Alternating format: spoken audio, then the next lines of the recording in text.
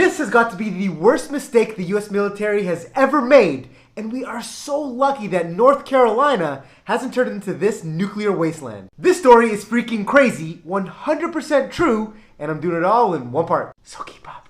A US bomber was flying above North Carolina and it was packed with 2 nuclear bombs that were 250 times more powerful than the ones dropped on Japan. The bomber was overused and began to crack mid-air, and then it literally broke in half during the flight. And the 2 nuclear bombs fell out. Now, this is pure luck. The first one hit the ground and malfunctioned, so it didn't explode. And the second one, it got caught in a tree. In other words, the US came this close to nuking itself.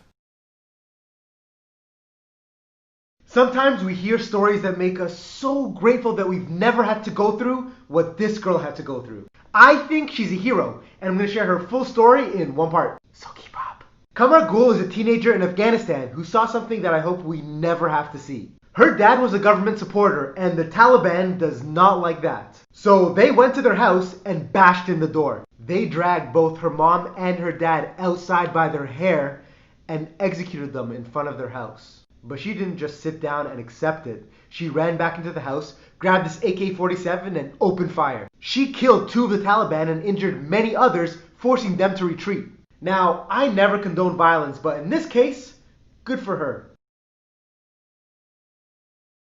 The last one is literally terrifying, and they still exist today. Here are the top 3 craziest booby traps ever used in war, all in one part. So keep up.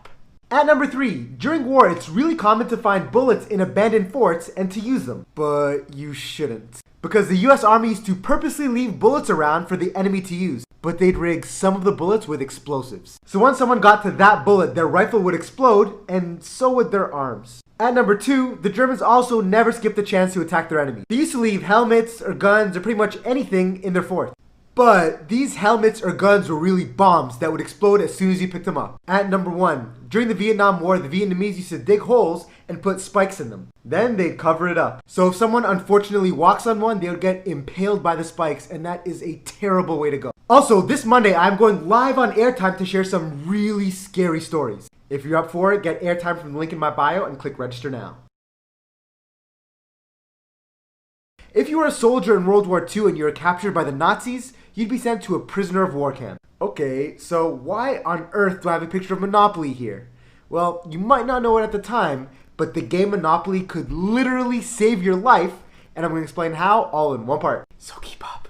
Germans had this weird policy where they let prisoners of war receive games from groups like the Red Cross. So the Allied forces started to send their soldiers modified versions of Monopoly. Instead of just the regular game pieces, they used to add compasses. They used to put real money in between the fake Monopoly money, and they would put maps of the area in between the community chest cards. So even though playing Monopoly now makes you hate the people you're playing with, at least it's cool to know that this game used to literally save lives. After World War II, a Russian leader loved Coca-Cola so much that he wanted to bring it to Russia. The problem is that Russians wouldn't allow anything American on their land. The story about how him and Coca-Cola got around this is amazing, and I'm doing it all in one part. So keep up. His name is Georgy Zhukov, and World War II had just ended. In a meeting with Americans, he was given Coke to drink, and he fell in love with it. He wanted to bring it to Russia, but Russians would never allow it. As a matter of fact, if he was even found drinking it, he could be sent to the gulags. Literally. So he had an idea and he called President Truman. He asked him to request that Coke make a clear version of their drink in an unmarked bottle. And Coca-Cola did it. They even put a red Soviet star at the top. So this way, Zhukov could pretend he was drinking vodka instead of Coke, which apparently was completely normal at any time of the day. We all like the Hunger Games, but this is the real-life Hunger Games for inmates on death row. Back in the day, people that ran prisons were freaking wild. Yes, this is 100% true, and I'm doing it all in one part. So keep up.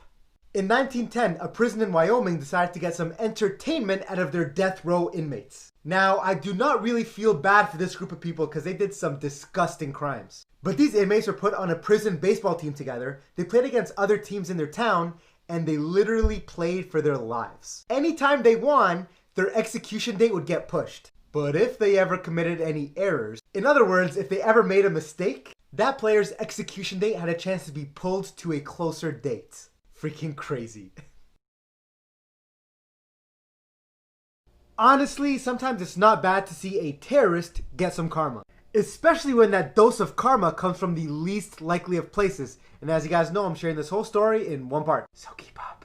A woman and her accomplice were planning on running a suicide bombing mission in Russia. The plan was for her to go into the Red Square in Moscow during the New Year celebration. And once she got into a large group of people, her accomplice would text her phone and then the bomb would explode. Simple enough, I guess. So she went and bought a phone and no one knew the number except her accomplice. So she put the bomb vest on at home, attached everything, and was ready to go. And then she got a Happy New Year's text message from her cell phone provider, and the bomb exploded with her alone in the house. Morgan heard that his twin brother was MIA on a Navy SEAL mission in Afghanistan and was most likely killed in action. Morgan considered it for a second and then said, "No, my brother's not dead." You see, these two brothers had a very intense bond, a bond that was only broken once in their entire lives. Morgan's brother finished Navy SEAL training before Morgan did, enduring some of the hardest training on the planet, including Hell Week, where Navy SEALs are pushed to their maximum limit. In fact, finishing Hell Week pushed Morgan's brother to a different level, but that didn't last long, because soon after Morgan completed his training and now they are both Navy SEALs. But for 5 days they received no news, and Morgan's parents cried themselves to sleep every night. Morgan told the SEALs, "My brother might be hurt and effed up, but he's alive. And if you don't go out and find him, I will." Meanwhile, in Afghanistan, Morgan's brother was found close to death by some villagers who protected him. These men and 14 others died on that mission, except for Marcus Luttrell. Mohammed Gulab is the man who risked his life to save Marcus. You might know this story from The Lone Survivor. You might like Coke more than Pepsi, but did you know that Pepsi once had one of the largest militaries in the world? This crazy story is 100% true, and I'm doing it all in one part, so keep up. Back in 1959, the US and Russia did something called a cultural exchange, where both countries would learn about the other one. But when the Russian leader went to America, he didn't like anything. He thought everything was pretty unimpressive. But it was hot in the room, so he went to wipe his forehead. And at that moment, a Pepsi representative took the chance to give the leader an ice-cold cup of Pepsi, and he was hooked. He liked it so much that he let Pepsi become the first ever American product sold in Russia. But here's the thing, Russian money didn't work around the world, so they had to figure out a different form of payment. At first, they traded Pepsi for vodka, but Pepsi sales went way too high. So Russia gave Pepsi $3 billion worth of warships and submarines, making Pepsi the 6th largest military in the world.